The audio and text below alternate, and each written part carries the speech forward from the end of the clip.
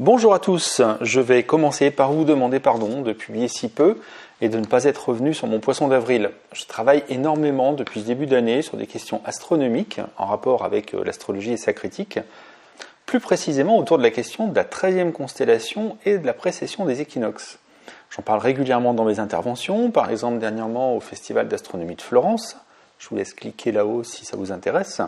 Mais cela faisait longtemps que je voulais compiler les arguments des astronomes professionnels et amateurs, et uniquement. Donc je laisse de côté les propos des astrologues et les critiques des sceptiques qui ne sont pas astronomes ou astronomes amateurs ou qui ne publient pas sur des sites d'astronomie. Et tout cela est passionnant. Avec près de 200 sources différentes maintenant, je commence à avoir une bien meilleure vue du sujet et comme d'habitude, je pense ouvrir de nouvelles pistes de réflexion inattendues, cette fois sur l'histoire de l'astronomie. On verra ça plus tard. Juste pour le plaisir, je me suis rendu compte, par exemple, que, un peu comme la notion de planète avant Pluton, eh bien, celle de zodiaque n'est pas définie officiellement. Mais en fait, je me demande maintenant si elle est vraiment définissable. Et si c'est pas là la raison principale des débats sur le sujet entre les astrologues et les sceptiques. On en reparlera peut-être un jour, et j'espère dans pas très longtemps. En tout cas, je remercie encore les quelques personnes qui me soutiennent financièrement. Vraiment, c'est important pour moi, et sachez que je pense régulièrement à vous. D'ailleurs, je vous annonce que les premières pages de ce travail vont être publiées cet été par une revue de la grande presse au sein d'un dossier sur l'astrologie et j'en suis vraiment très heureux. Bon, ça ne parlera pas d'astronomie, mais ce sera un bilan de l'astrologie face à un siècle d'études scientifiques. Tout un programme. Il faut espérer que ces dossiers vont se multiplier à l'avenir, car depuis 2015, ils sont exceptionnels. On ne critique plus vraiment l'astrologie. Et ce n'est évidemment pas normal quand on voit que l'astrologie des 12 signes convainc maintenant près de la moitié des Français adultes. Il y a maintenant de quoi renouveler vraiment le sujet et sans nier forcément les bases déjà développées. Je pense que mon travail a de quoi inspirer. En attendant que je puisse monter une nouvelle vidéo, j'en ai tellement au projet, j'aimerais vous partager un merveilleux moment de radio de février 1969. Oui, 1969, en un temps où devait paraître l'énorme étude sociologique intitulée « Le retour des astrologues ». On retrouve le sociologue Jacques Maître, dont le travail sur l'astrologie est bien difficile à trouver aujourd'hui, au-delà de son article paru dans Diogène en 1966. Pour vous donner une idée du pourquoi il faudrait renouveler un peu les choses, mais l'université ne le souhaite pas vraiment, le sujet n'est sûrement pas assez sérieux, à moins qu'il soit trop technique. Je vous mets un lien en description vers la page horoscope de l'encyclopédie Universalis.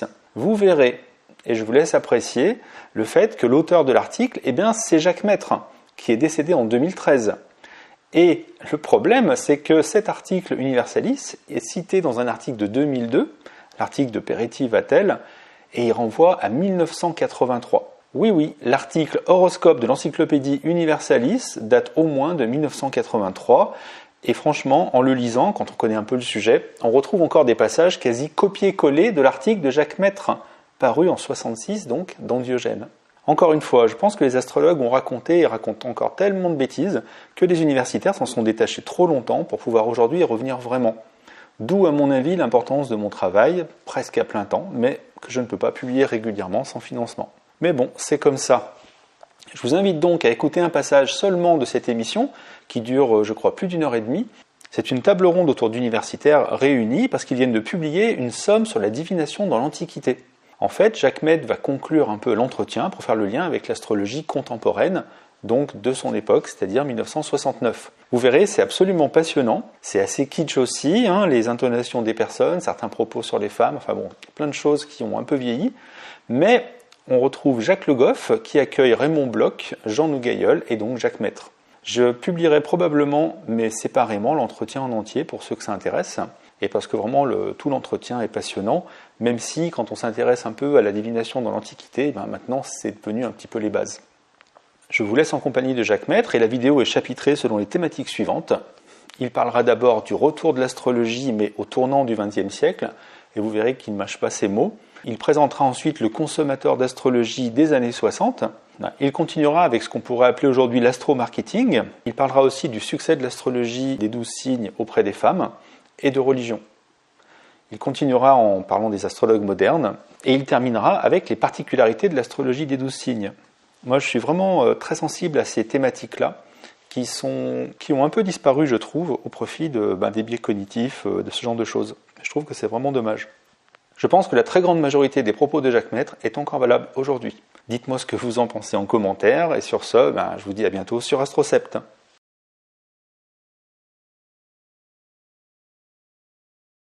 Nous allons vous présenter ce matin, au lundi de l'histoire, un phénomène d'une très grande importance historique que l'on retrouve dans de nombreuses civilisations, qui a été plus important dans les périodes antiques qu'il est davantage aujourd'hui chez les peuples qu'on appelle primitifs. Mais je crois que ce ne sera pas un des moindres intérêts du débat, de la table ronde qui va s'instaurer, que de montrer comment dans les sociétés considérées comme évoluées, le phénomène dont je parle a non seulement conservé, mais peut-être pris une importance de tout premier ordre. Je veux parler de la divination. La divination à laquelle une série d'études passionnantes viennent d'être consacrées et présentées dans deux petits volumes de ce titre, La divination, études recueillies par André Katko et Marcel Lebovici et éditées par les presses universitaires de France. Avant de présenter ce livre et de débattre de la divination, je voudrais remercier les spécialistes qui sont d'ailleurs trois des auteurs de ces études publiées dans ces deux volumes, d'être venus ce matin à notre micro pour parler de la divination. Il s'agit de Raymond Bloch, professeur à l'École des hautes études, Jacques Maitre, maître de recherche au Centre national de la recherche scientifique, et Jean Nouguerol, membre de l'Institut et professeur à l'École des hautes études.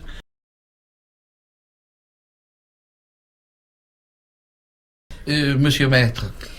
Oui, moi j'ai fait une expérience assez nouvelle pour moi au cours de la préparation de cet ouvrage, puisqu'il y a une division du travail dans l'université qui fait que je me trouve, moi, catalogué sociologue et que j'ai eu pour cela à rencontrer des historiens et des ethnologues. Et je me suis aperçu que les différences n'étaient pas telles entre nous qu'il ne puisse pas y avoir de dialogue, de production commune. Et je me suis rendu compte à cette occasion de l'utilité sociale de sciences telles que l'histoire ou l'ethnologie. Et c'est un point qui a beaucoup d'importance à mes yeux, parce que en sociologie, on voit bien que les pouvoirs publics ou certains utilisateurs privés admettent l'utilité de la sociologie industrielle, de la sociologie urbaine ou d'autres domaines de la sociologie. Or, par ma spécialité, je suis sociologue de la religion et en réalité, les pouvoirs publics n'accordent pas un grand intérêt à la sociologie de la religion. Ce que je veux dire, c'est que pour moi et pour les collègues qui appartiennent comme moi au groupe de sociologie des religions, l'utilité principale de la sociologie religieuse, c'est de permettre au grand public d'avoir une culture scientifique de base devant les problèmes religieux. Et je crois que devant le problème de la divination, qui est un problème qui n'est pas strictement religieux, mais qui est tout de même proche parent des questions que nous nous posons à propos de la religion, il se trouve que ces questions de divination ne sont pas périmées pour le grand public aujourd'hui, et je crois que l'intérêt de l'ouvrage, c'est d'abord de mettre à la disposition du public le dossier scientifique de ces questions. Je crois qu'on peut dire que c'est la première fois qu'on montre justement au public un dossier de ce type, multiforme, mais avec des analyses précises pour tous les domaines. Mais je crois que c'est maintenant Jacques Maitre qui va nous parler d'une grande surprise, au fond. Au moment même, à la fin du XIXe siècle, où l'historien Boucher-Leclerc, l'auteur de cette grande étude sur la divination dans l'Antiquité, proclame que, de nos jours, fin du XIXe siècle, l'astrologie meurt et morte, voilà l'astrologie qui repart et à un niveau massif et devient un des phénomènes de masse de notre époque. Et vous en avez été, vous en êtes, Jacques Maitre, le sociologue et l'historien. Voulez-vous nous dire ce qu'est ce phénomène ?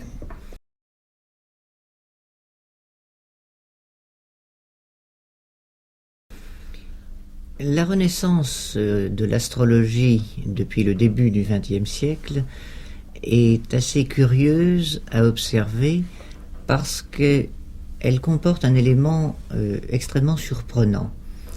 On pourrait penser que l'astrologie est repartie des traditions populaires, de ce qui pouvait rester dans les almanachs, dans certains usages, notamment dans les parties du pays les moins touchées par la révolution industrielle.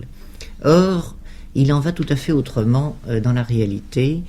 L'astrologie a été relancée dans notre société par des ouvrages d'astrologie savante, par des revues qui étaient tirées à un petit nombre d'exemplaires et qui étaient lues uniquement par des spécialistes et qui étaient évidemment tout à fait inaccessibles au grand public.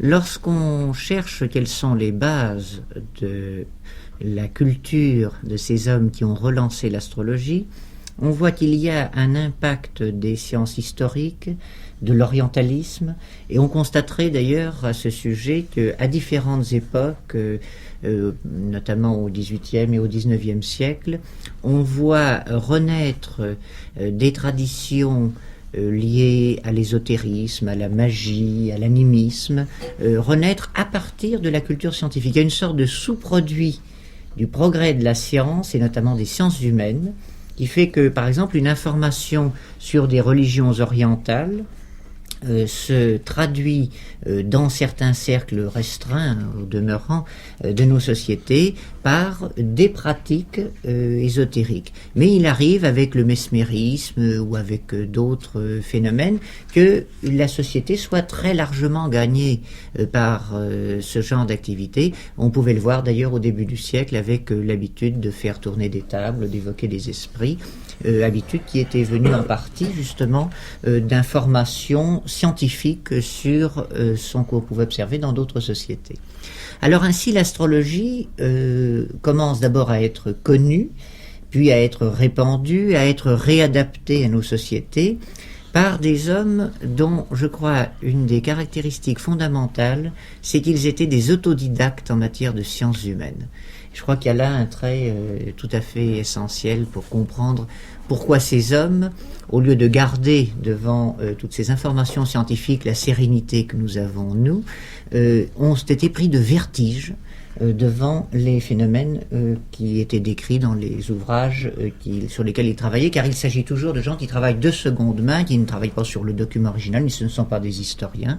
Ils travaillent de seconde main, souvent d'ailleurs sur des ouvrages dont les informations sont en partie douteuses, car ils n'ont pas la formation nécessaire pour trier les éléments qui leur sont fournis. Je crois que c'est très important ce que vous venez de dire, et très curieux à la fois dans cette société industrielle qui connaît mieux la science, cette renaissance de l'astrologie. Est-ce qu'on ne peut pas voir là la traduction, au fond, d'un besoin de l'individu? Un des traits, en effet, majeurs de l'astrologie telle qu'elle est répandue dans la grande presse, en France aujourd'hui, c'est l'égocentrisme extravagant du consommateur. Alors on le constate en analysant le texte même des horoscopes. Ces textes ont quelques rapports avec les consultations oraculaires de la Grèce classique par le caractère ambigu des textes. Si vous voulez, un horoscope aujourd'hui, c'est une auberge espagnole, chacun y trouve ce qu'il y apporte. Et il est quelquefois assez amusant de voir comment le consommateur se masque à lui-même ce trait de l'horoscope. J'ai vu par exemple dans des lettres de lecteurs adressées au rédacteur d'horoscope d'un quotidien qui est un des plus gros tirages parmi les quotidiens français, un lecteur dire par exemple à l'astrologue « Vous lisez dans ma vie comme dans un livre ». Or, si on conçoit que dans ce journal, l'horoscope est simplement réparti en 12 catégories, c'est-à-dire que chaque conseil concerne 1/12 de la population française, il est évident que ça ne peut pas être adapté d'une façon bien précise au cas particulier de chaque lecteur. Oui, j'ai beaucoup aimé, je dois vous dire, dans votre étude, notamment la façon dont vous démontez l'individualisation, la façon dont chaque consommateur d'astrologie a l'impression de recevoir un message personnel à travers des textes qui s'adressent en fait à des catégories extrêmement nombreuses. Et je crois que là, il y a un phénomène qui est très passionnant, c'est comment s'insère ce déchaînement de l'appétit individuel au sein d'une consommation de masse. Et vous avez eu, je crois, parfaitement raison d'employer ce terme de consommation d'astrologie. C'est un des plus beaux exemples de ce que l'on appelle à l'heure actuelle, avec ce terme qui devient même galvaudé, la société de consommation. Oui, certainement. Et alors je crois qu'il y a là une opposition avec ce dont nous parlions tout à l'heure à propos de l'astrologie babylonienne. Par exemple, vous disiez l'horoscope est apparu à basse époque, et il semble en effet que dans notre société, l'individu, le destin de l'individu, les choix qu'il a à faire, tiennent une place qui est un trait original de nos sociétés, et contrairement à ce que pourrait penser spontanément quelqu'un qui n'a pas étudié des sociétés différentes, dans la plupart des sociétés humaines, passées ou présentes, d'ailleurs, l'individu n'a pas une si grande place dans les préoccupations sociales. Dans notre société, on a organisé des corps constitués et des infrastructures sociales pour répondre à certains besoins individuels. Par exemple, dans le cas de la médecine, on voit au contraire que, par exemple, la survie ou la santé de chacun des individus est considérée comme très important et fait l'objet d'efforts concertés de la société. Et probablement, lorsque nous examinons les cas de divination, il y a des erreurs de perspective ici, parce que dans les sociétés anciennes dont vous parlez, par exemple, les formes les plus populaires de divination étaient peut-être aussi les formes les plus individualistes. J'entends par là que les consultations concernant même des individus, consultations qui étaient officielles, qui étaient données par des corps de prêtres ou de spécialistes dans des temples ou dans des édifices avec un appareillage légitimé en quelque sorte par la société, tout cela, je pense, concernait souvent des personnages dont l'importance sociale était grande, pas seulement parce que ces personnages avaient les moyens matériels ou sociaux de consulter, mais aussi parce que leur destinée était la destinée même de la société. Oui, c'est très exact pour le roi en Babylonie, n'est-ce pas? Quand on consulte pour le roi, on consulte ipso facto pour le pays. Le roi et le pays se confondent. Mais je reviens là-dessus, je crois que même dans les grandes voies divinatoires, la ruspicine, la consultation des entrailles des animaux sacrifiés par exemple, nous avons des présages qui sont nettement destinés à un individu. Et même le texte précise un mesquin. S'il s'agit d'un grand, s'il s'agit d'un grand de ce monde, ce signe signifie ceci. S'il s'agit d'un mesquin, muskino, c'est le même mot qui est passé par l'arabe et qui est venu jusque nous, qui signifie un citoyen de seconde zone, n'est-ce pas? Eh bien, ça signifie telle autre chose. Mais je dois ajouter que le présage n'a pas la même signification, mais il a le même sens. C'est-à-dire s'il est bon pour un roi ou un grand, il est bon aussi pour un mesquin. Et inversement. Monsieur Maître, vous avez eu sur ce point la chance de pouvoir faire une statistique de la consommation, si j'ose dire, sociologique de l'astrologie, de définir quelles étaient les catégories qui étaient les plus grandes consommatrices d'astrologie. Et est-ce que vous voudriez rappeler les résultats de cette enquête, au moins dans ces grandes lignes approximativement pour nos auditeurs? Les agriculteurs consomment moins d'astrologie que les gens de la ville, que les Parisiens en consomment plus que les provinciaux. Et il y a ainsi, dans les couches sociales nouvelles, si je peux dire, une consommation d'astrologie plus importante que dans les couches sociales anciennes, traditionnelles.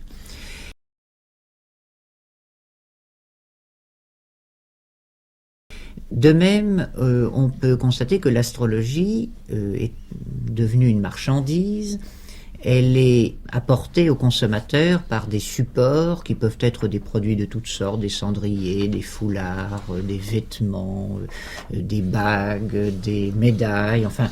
Mais en tout cas, il est certain que la marchandise la plus répandue dans ce domaine, c'est l'horoscope de presse répandu par les quotidiens. Alors on voit que plus de la moitié des exemplaires de quotidiens vendus en France comportent un horoscope. On voit aussi à travers les sondages d'opinion que la majorité des Français déclarent lire au moins de temps à autre son horoscope. On voit que même 15% environ disent le lire assez régulièrement, ce qui veut dire qu'il y a toute une population de pratiquants, en quelque sorte, de l'astrologie, à travers précisément cette forme de produit industriel qu'a pris l'astrologie aujourd'hui. Je donne une précision pour nos auditeurs, je l'emprunte d'ailleurs à votre étude. En ce qui concerne la grande presse française, les premières rubriques d'horoscope datent précisément de l'année 1935. Et plus précisément encore, ces premières rubriques ont commencé cette année-là, 1935, dans Gringoire le 4 janvier et dans Paris Soir le 18 avril.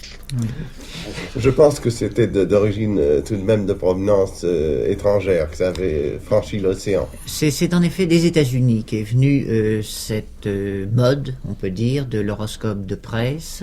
Et d'ailleurs, le fait que ce soit apparu dans Gringoire est assez intéressant par un autre aspect, c'est que l'horoscope de presse, au départ, était un horoscope politique.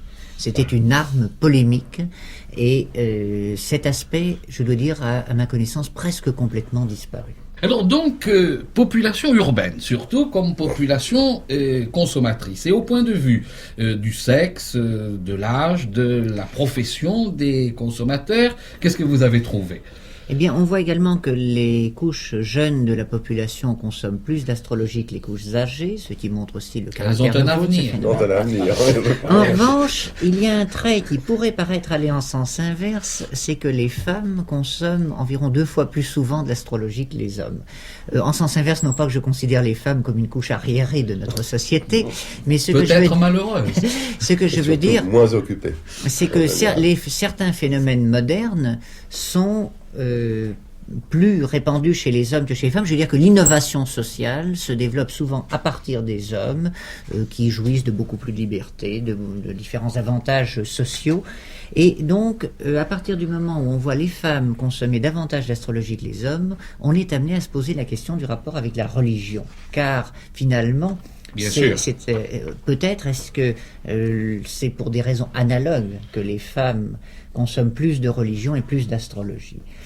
À vrai dire, les rapports de l'astrologie avec les religions dominantes et principalement avec le catholicisme sont des rapports assez ambigus.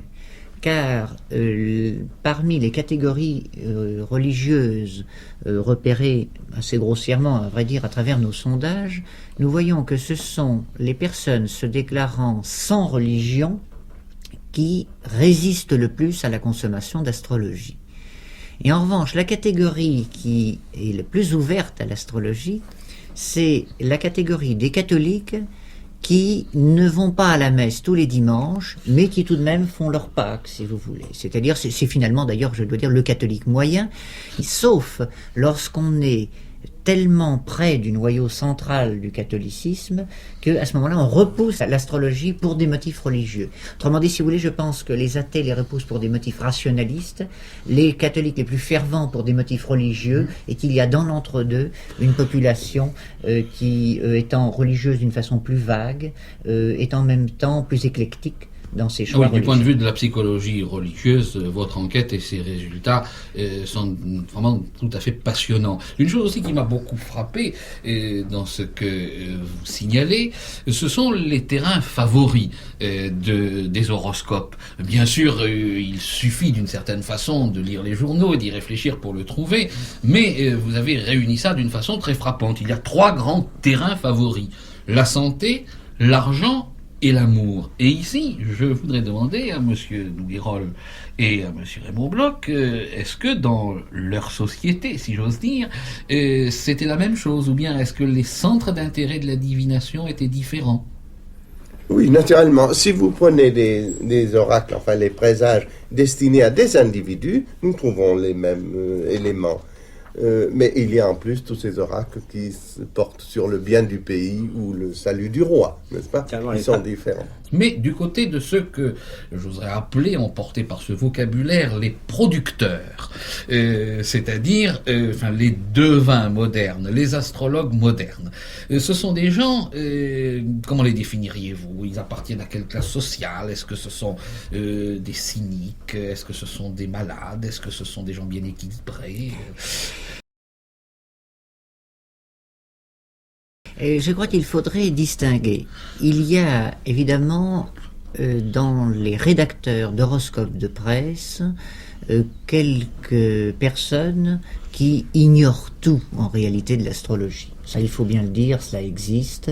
J'ai personnellement rencontré des auteurs d'horoscopes qui m'ont avoué qu'ils écrivaient à peu près n'importe quoi, c'est-à-dire qu'ils cherchaient à se guider surtout sur les humeurs du directeur du journal pour éviter d'écrire des choses qui lui paraissent fâcheuses du point de vue commercial. Par exemple, un astrologue de presse ne doit pas être trop pessimiste, ou doit l'être rarement en tout cas.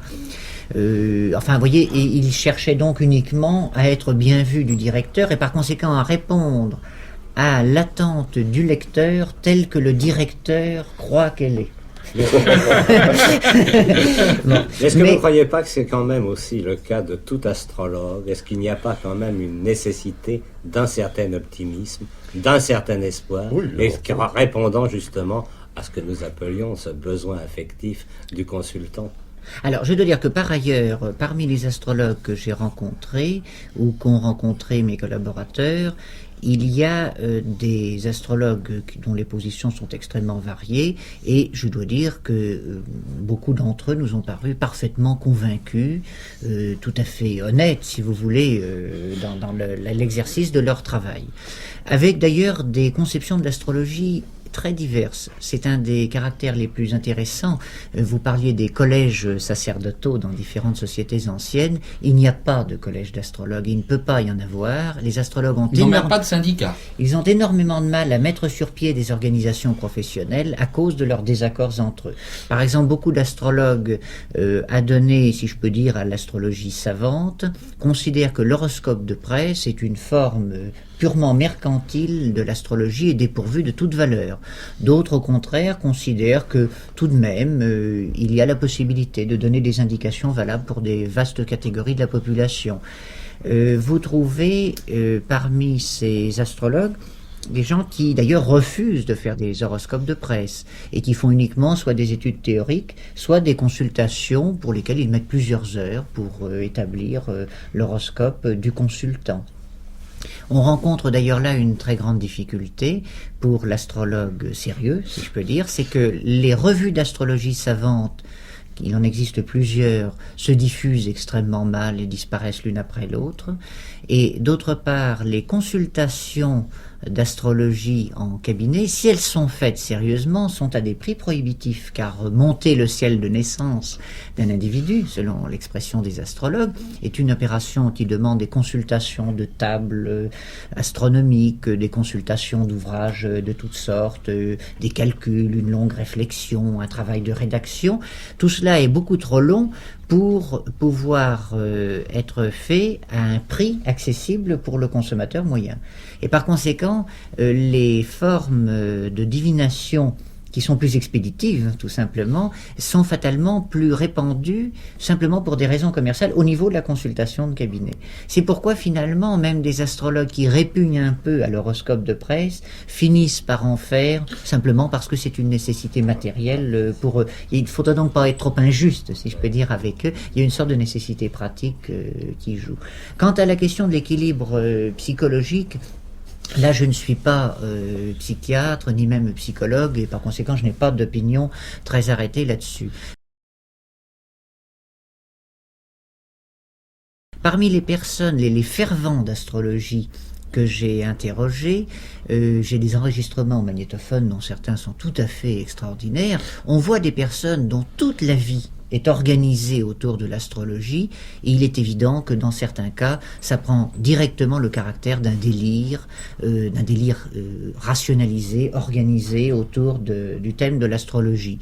Mais Je veux dire que par contre-coup, on voit que chez le consommateur moyen d'astrologie, au contraire, l'astrologie est très peu prégnante. Et je crois que ça doit être une grande différence avec les sociétés anciennes ou lointaines dont nous avons parlé. C'est que je pense qu'il y a finalement très peu de Français qui tiennent un grand compte de leur horoscope lorsqu'ils doivent prendre une décision réellement importante.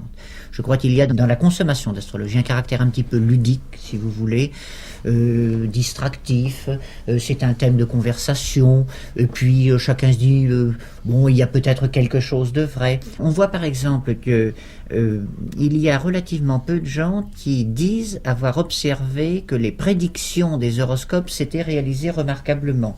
On en trouve davantage qui disent que les traits de caractère attribués aux individus par l'horoscope sont vrais.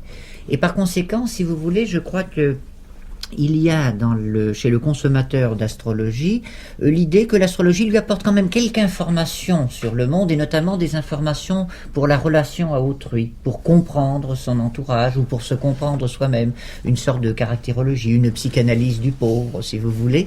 Je crois qu'il y a quelque chose de ce genre, mais je ne crois pas qu'en général ça ait un effet très bouleversant sur les décisions, par exemple, de quelqu'un qui doit se marier. On le voit dans le cas de lettres adressées à l'astrologue. Il y a des consultations. Je vous signale d'ailleurs au passage, j'ai analysé plusieurs centaines de lettres. La plupart de ces lettres traitent de problèmes professionnels. Et c'est intéressant de voir comment les proportions ne sont pas du tout les mêmes que celles qu'on pourrait croire à la lecture même des horoscopes. Par exemple, la vie amoureuse tient beaucoup moins de place dans les lettres que dans les rubriques d'horoscopes. Les femmes consultent plus que les hommes sur des problèmes professionnels. Et il est vrai aussi d'ailleurs que la vie professionnelle est plus difficile pour une femme que pour un homme. Enfin, on verrait un certain nombre de caractéristiques de cet ordre. Et par conséquent, je crois que, mis à part ces cas extrêmes, parce que la personne qui écrit en disant « je vais me marier, je vais changer de profession, dites-moi ce que je dois faire », c'est tout de même un cas limite, ce sont les dévots en quelque sorte de l'astrologie, mais pour l'immense majorité des consommateurs d'astrologie, je crois que les choses ne sont pas si sérieuses que ça. Eh bien, après avoir remercié Raymond Bloch, Jacques Maître et Jean Nougirol d'avoir bien voulu ce matin, pour les auditeurs des Lundis de l'Histoire, débattre de la divination à propos des deux très beaux volumes qui viennent de paraître sous ce titre aux presses universitaires de France. Vous me permettrez peut-être, messieurs, de terminer par une presque boutade, par emprunter à Michelet un mot dans lequel il dit que l'historien, en définitive, ce qu'il a peut-être de mieux à faire, c'est d'être un devin. Il ne suffit pas aux morts qu'on recommence leur soupir, il ne leur faut pas une pleureuse, mais un devin.